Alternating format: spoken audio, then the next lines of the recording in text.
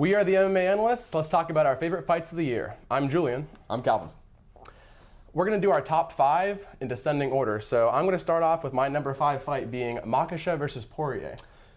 Nice. Yeah, I really like this fight. I know it's not like the craziest barn burner ever. I know it's not the craziest war ever, but I love a high-level MMA fight that has great grappling, great striking, and a relatively consistent pace. And I also love a last round finish. I love those for some reason. That's my favorite kind.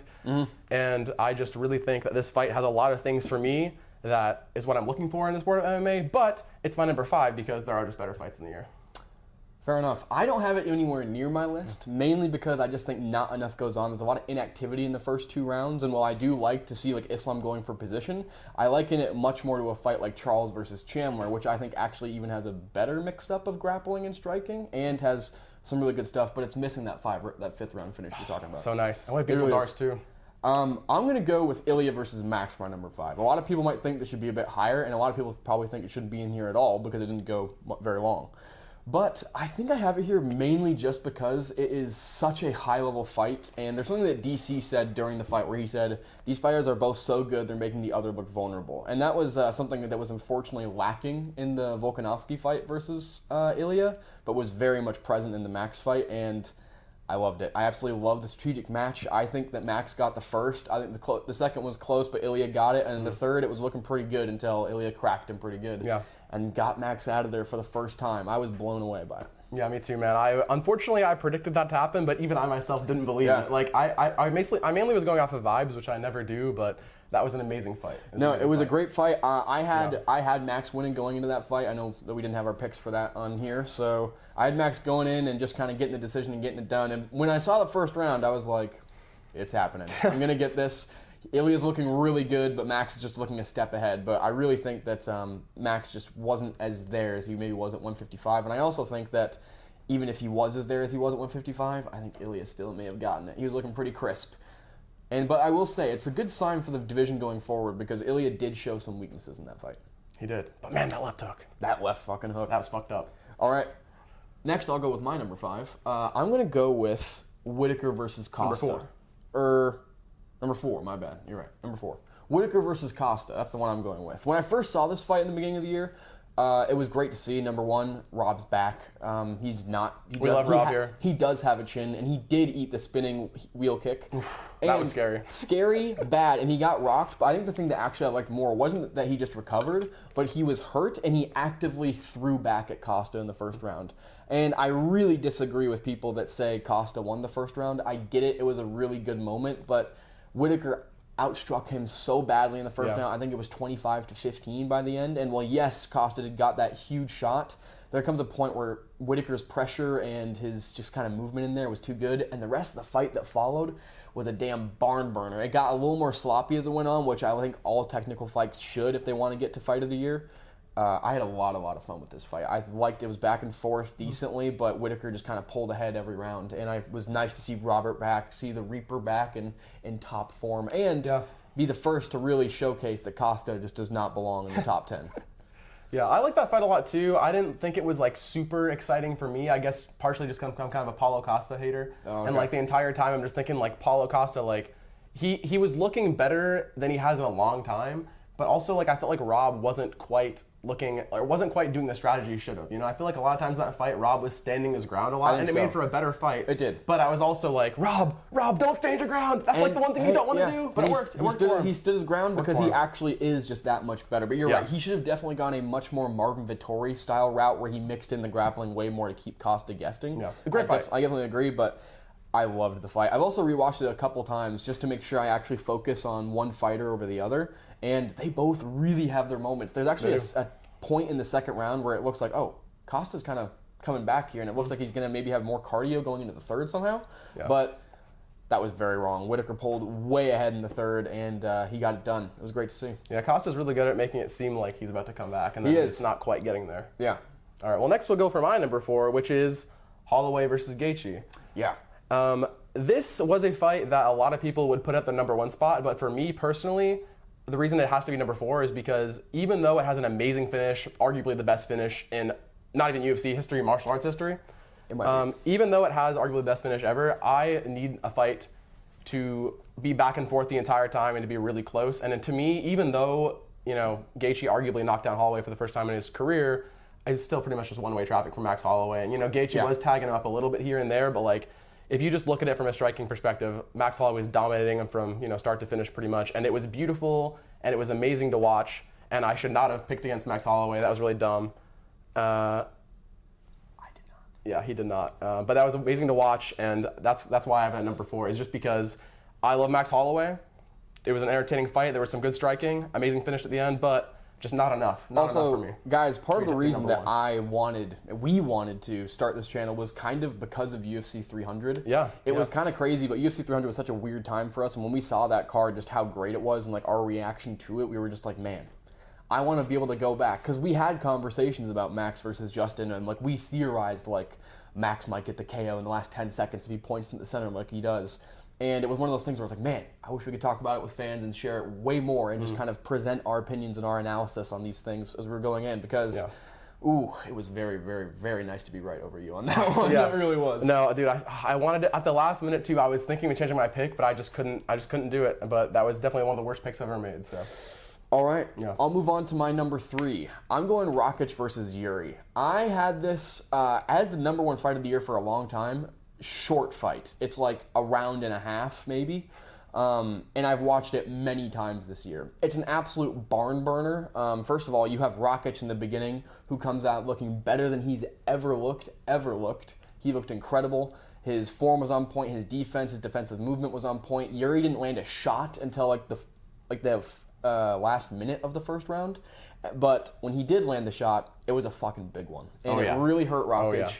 It got him hurt, it got him pushing back, but Rakic ate it. It looked like his chin was holding up, and it looked like that Yuri's leg was shutting down. But then when we went into the second round, Joe Rogan said it, and we were saying it when we were watching it, Yuri just had no respect for Rakic's power, and once he ate a couple big shots, he was just, I'm going in. And I think the point where Yuri knew he could do it, which I'm not sure if it's just his unreal chin, or if it's just his samurai ways. I'm not sure how he did it, but he landed a picture-perfect in elbow right in tight, and it was just gorgeous. And it smacked Yuri right in the teeth, and he absolutely ate it, and he just went after him. You could see his chin go in. Like, if you slow it down, you can see how perfect that elbow was, and it just didn't do anything. Also, I want to take this second just to point out that Joe Rogan's commentary is getting steadily worse. He called it a right hand in the fight when it was clearly an elbow. Thank you, Anik, for actually correcting him on the commentary. One of the most clear elbows I've seen. Yeah. I didn't actually notice before the video, but we have the same fight for our number 3, so I completely agree with you. Oh, okay, wonderful. Okay, so we'll just have that of our number 3. What was your favorite parts about the fight? For me, it was really just my favorite part of the actual entire fight is when Yuri. It was the second round. Rakic had landed that big elbow. Yuri was going in for the kill, and he hurt Rakic once, but Rakic came firing back, and all of a sudden there was a second where they were just going back and forth, trading huge hooks, and it was just fucking awesome. Yeah, the reason I have it at number 3 is because I feel like it's just sort of like a quintessential top 5 fight, right? You have, it's like instead of back and forth the whole time, it was just sort of like one-way traffic for a sec, and then suddenly the tide shifted and it went the other way, but then there was some back and forth in there after the tide shifting, and so that's also a great structure for a fight too. What more can you want out of a comeback, you know what I mean? Yuri literally just made the fight about like a test of wills, and it was just crazy to see those battle out for like 2.5 minutes between the end of the first and the beginning of the second round before Yuri eventually just pulled it off. Yeah. I don't know who you picked, but the reason I picked Yuri was just because I didn't see Rakic's power. I have picked Rakic twice against Yuri and against Ankalaev. I picked him against Yuri just because I thought he has been looking technical, and when he came out in the first round, I was very happy about my pick. He was perfect. It was looking horrible for Yuri, and Rakic was looking like he was going to be a good fight for Pereira down the line. Yeah. And that is just not how his career has turned out. He's gotten hit. First of all, horrible corner advice. I'm excited to hear that he's left his team, so I'm really excited to see where he goes next. Let's get into it. I'm going to go number 2 first. Okay. Just because this one is one we were already discussed. I have Max versus Justin as my number 2. I understand your reasoning by it not being as back and forth, but I think people actually don't notice how many times Gaethje lands. He pushes Max against the cage a couple times against these big left hands, and there is an argument that he won 2 rounds out of the 5. You can actually make an argument at some point. And so I still think that Max had it 4-1 going, because I do think that Gaethje won the 4th round because it was a knockdown. Max himself said it was a knockdown. It was obviously a knockdown. And he was landing better and better shots. And I thought, so going into the 5th, it was getting kind of crazy. First of all, we need to talk about Max Holloway's pressure. It was gorgeous, it was beautiful, and it was consistent, and it was mixed. I really do think the fight really had a big change when he landed that spinning back kick to the nose. You can see actually the hole where there's so much pressure was in the nose, it shoots out the side. It happens pretty rarely, but it is actually one of the worst. As soon as that kick landed, I knew I made the wrong pick because I'm sorry, like, Justin Gaethje's an animal, but taking a spinning back kick to the nose in the first round, like, against a striker like Max Holloway, you're screwed. And I must say, and I was actually missing this in the Ilya fight, and it's one of the reasons why I think he doesn't look as turned on. When you see Max in this fight, his eyes are so wide, and he is just so focused on the task at hand, not taking any risks, and his head just wasn't quite like that for the Ilya fight. It looked like Max saw everything in the Gaethje fight, and he did for the first 2 rounds because he barely got touched in the first 2 rounds. Yeah. It was the best opening round Max Holloway's ever had, and after that, I was pretty confident in my pick. There were several times where I actually was just laughing at Max's eyes because they were so incredibly wide. But oh man, his style of just wide eyes, hands in front here, I mean, that was working. Yeah, it was great. He was seeing everything. All right, go to your number 2 now. Yeah, my number 2 is a little bit less of a high-profile fight. I'm sure a lot of you will remember this one. It's Zell Huber versus Ribovich. Normally, I don't put like a unranked sort of NPC fighter like type thing on my top 5. You know, sometimes there's 1 or 2, but the reason this made it up there is just because even though I'm not a huge fan of either one, they both just went out there, had one of the craziest wars of the year, almost off the bat. Like, it wasn't nonstop action, but like there was a lot of back and forth. No one was clearly in the lead. It was like a classic, like, longer striker versus a little bit of a shorter power puncher. It was that classic kind of matchup, and like it was just exactly everything you want it to be. And both their chins just happened to be a good match for their power. Zell Huber was 3 seconds away from being TKO'd at certain points. But somehow he survived, somehow he made it close, and just like, what an amazing fight. I mean, there's not much to even talk about technically. Like, it was a somewhat technical kickboxing fight, but it was just the output. The output was insane. Like, that's to me why it's number 2, is just because you're not seeing output like this in championship fights. I mean, the output was just absolutely nuts, and they were both going for it, and I mean, that's why you watch the prelims. That's why you watch the prelims, and that's one of those fights where you watch and that just screams hungry. They're hungry to get in the rankings. They're hungry to climb the ladder. And there's a point where some fighters just don't fight like that anymore. And I think that's what makes fighters like Max Holloway, Ilia Topuria, Alex Pereira really exciting, is because they're in these championship fights or at top 10, top 5 level, and they are still swinging, still going for that. But back to this fight.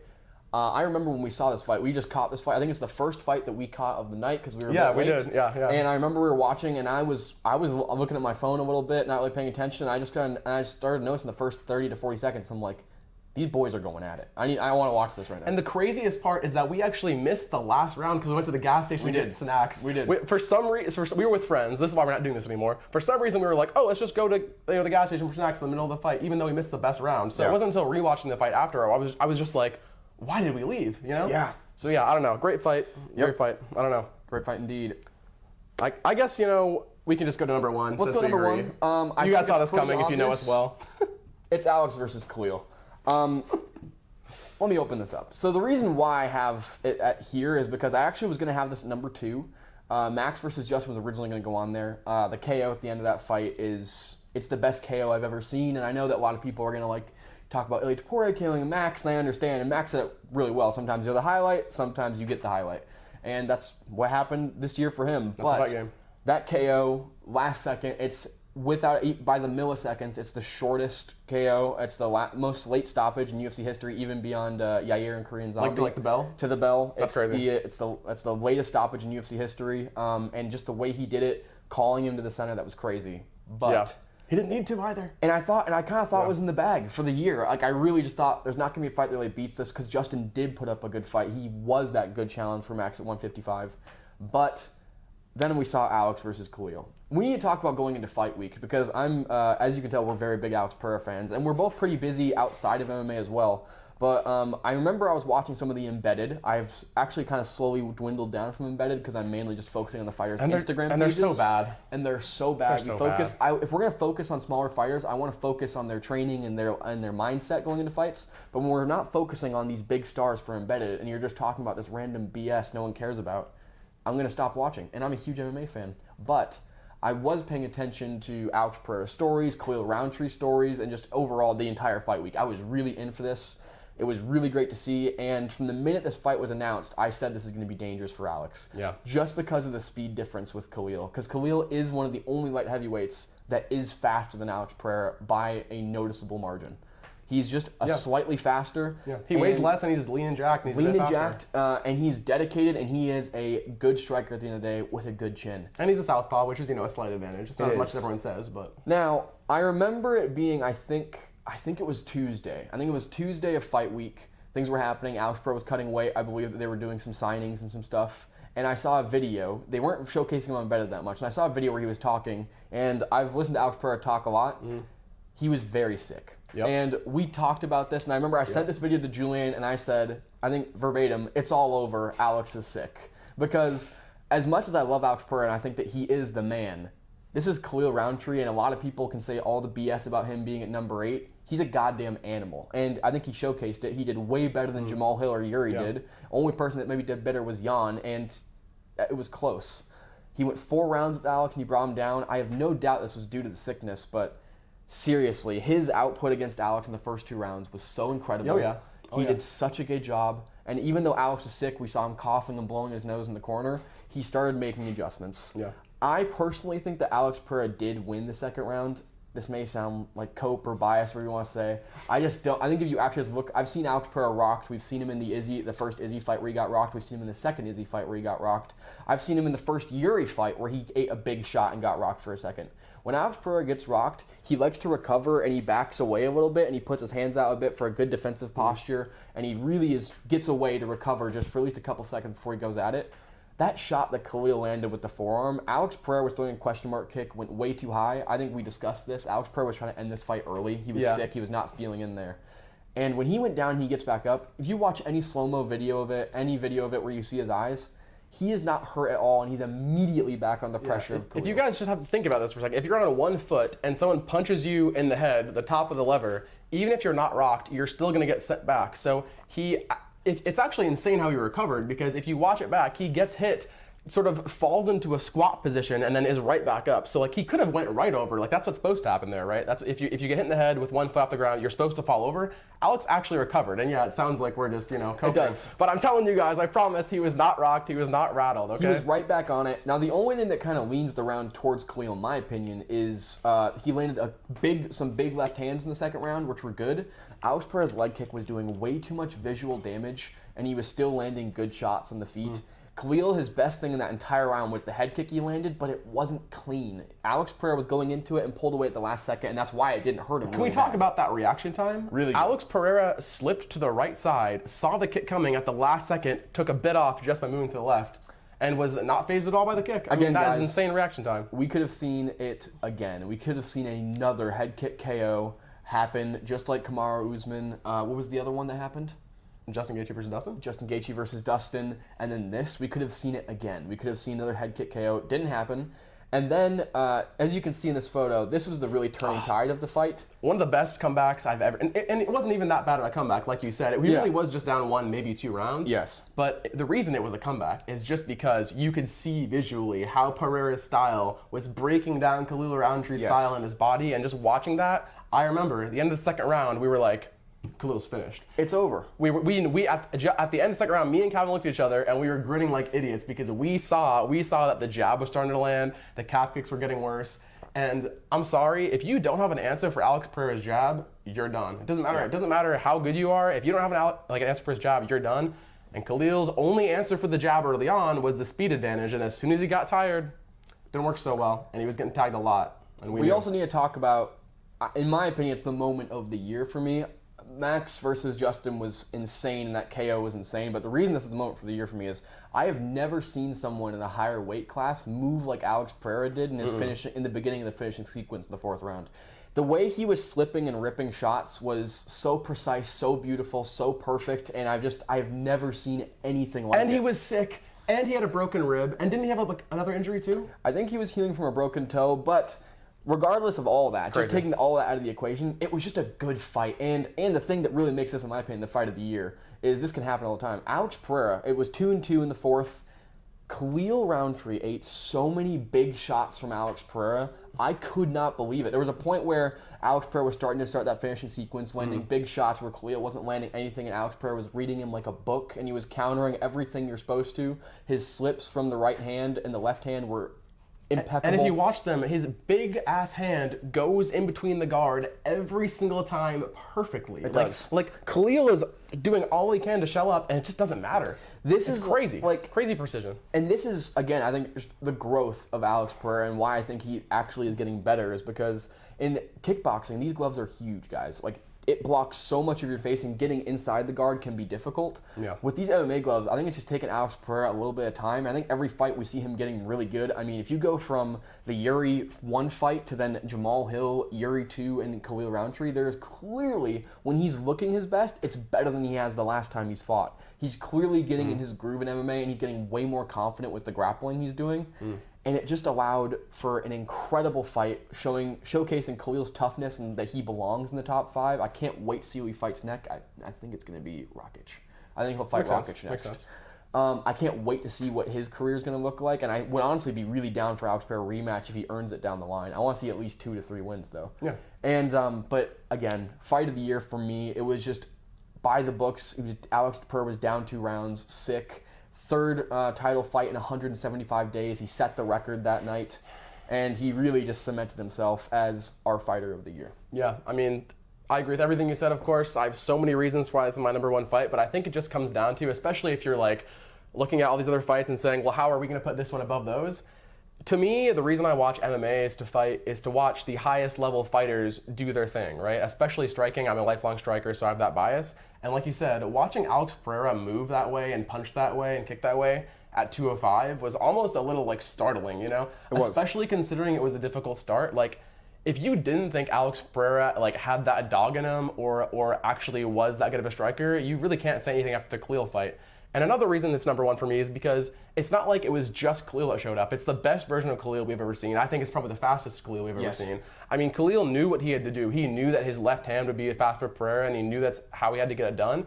And I mean, you really can't ask Khalil to fight any better than that. Like, he did everything right in terms of his Muay Thai style that you're supposed to do to beat someone like Pereira, but it's like, at the end of the day, Pereira's just too good. He's just too big. He hits too hard, and they're just levels. And this was a great example of showing levels and how the better striker will do better as the fight goes on. That's just how striking works. 100%.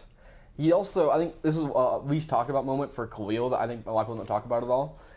Beginning of the 3rd round, I think Khalil actually landed his best shot against Alex. His corner was calling for 4-punch combinations instead of 3.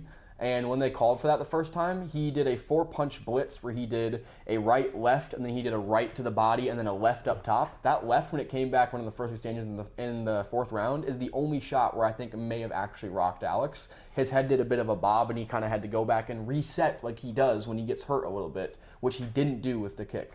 But I think that punch was actually really well, and I think that was a really good call from his corner and really great execution from Khalil, which is always really cool. He did everything right, and that's why it's the fight of the year, is because Khalil, who was supposed to have no chance against Alex, did everything right. Everything worked out for him. Yeah. You know, Pereira was sick. He was injured. I mean, it was Khalil's time, and he still couldn't get it done, and it's not Khalil's fault. It's just because Alex Pereira is the main character. That's the only reason. I mean, I feel bad for him, honestly. We're going to see what's going to happen next. I'm pretty excited. It's been a really, really great year for MMA. 2024, in my opinion, has been the best year for MMA ever. We've gotten so many incredible cards, and there have been a lot of problems in the past, yes. And yes, we've had some Apex fights, but we had a lot less in the last 2 years, and it sounds like we're going to get a lot less next year. And that's what I'm hoping. I'm just hoping for some good growth of the sport in UFC. It's clearly the domain of where MMA is going to stay for a while. Nothing else is seeming to be close. And I'm just hoping that Dana White is keeping his promises about just making it better every year. So we're going to have to see what happens. I'm really excited. I really love these. These are my top 5 fights of the year, and I had a lot of fun. All these fights honestly rank above a lot of fights I've ever seen. Yeah, you guys have to understand something. Like, we are not the kind of fan who is super blinded by nostalgia. We're not going to be saying, like, UFC 100 is the best card of all time. You know, it's like, we understand that this sport is in its infancy. It's only going to get better. There shouldn't be people from 10, 20 years ago that are the GOATs. There shouldn't be 10, 20 years ago fights like that are the best fights of all time. You know what I mean? Like, these things should get phased out eventually because the level of athlete is just going up. I mean, So we're not really going to be holding on to super old fights and saying they're the best, and I think that's why we can recognize that this year probably is the best year for MMA so far. It is. UFC 300 is the best fight card I've ever seen, with some of the highest level competition I've ever seen, and this entire year was just incredible. It really felt. I was talking to Julian about this the other day. It really felt like almost a new era of the sport. We're seeing new stars rise up in the downfall of Conor McGregor and others, John Jones, all these aging fighters that are no longer important, really. Yeah, we're seeing unranked killers. And we're seeing a lot of people step up, a lot of new prospects showing up. We're seeing more activity in fighters, which I love to see. I love that Alex Pereira fought 3 times in a year in a short amount of time, but honestly, I want it to become the norm for UFC fighters. I really do. I actually want to give a few honorable mentions because I just feel like 5 fights is not nearly enough to encompass how amazing this year was for MMA. So really quick, we're not going to get super deep into it. I just want to give shout outs to Topuria versus Holloway because I completely agree with you. Super technical. First 2 rounds were amazing. I just can't have it top 5 because seeing Max Holloway get put away just hurts too badly. And also, like, it just wasn't like, I don't know, I guess I just prefer the other fights, you know? But it totally can make it in there. Like, I was kind of arguing like, with myself, like, oh, do I put Makhachev versus Poirier in there? Do I put Poirier versus Holloway in there? It deserves it, basically. Next is Jan versus Figgy because even though it's not a super crazy war, it's just one of the most technical, skillful fights I've ever seen in my entire life. I mean, I was blown away watching the fight. Me and Calvin are big Petr Yan fans. I love watching Petr Yan like do what he does on the feet and just be an absolute savant with his spinning techniques and his timing. I mean, it kind of makes no sense sometimes. Very true. And Figgy was good too, of course. It's just Petr Yan was too much for him on the feet, and like, you know, Petr Yan's too much for most people on the feet, especially in a 5-rounder. I mean, yeah, what are you supposed to do, right? And then number 3, I got Hooker versus Gamrot just because that was a really fun fight. I didn't think it would be super fun. I picked Hooker to win, but I secretly thought Gamrot was just going to get it done and get a boring decision, and I was so happy to be wrong. Oh yeah, it was so great to see Hooker just get it done. It was fairly back and forth, but like Hooker was just landing better shots to the body, especially he was just landing a little bit longer combinations. It really could have gone either way. I mean, let's be real here. Yeah. But I mean, I'm just glad Hooker got it done. I picked Gamrot in that fight, just piggybacking, and this is a pretty big one for me because that's actually in my honorable mentions as well. It was actually in my top 5 for a while, but I had to cut it out. I picked Gamrot to win. I saw Gamrot take on Fiziev, who was kind of a similar style to Dan Hooker, until I was wrong. I figured out that Dan Hooker's actually might be better at getting to his feet than Fiziev is. He really showcased some really good grappling defense in the fight, so it was awesome to see.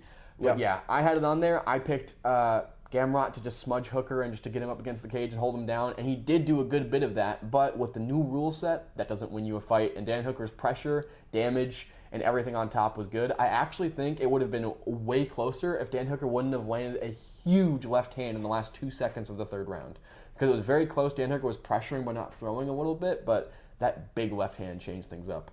Yan versus Figgy, also have it in there. Amazing fight. I'm a huge Yan fan, he said himself.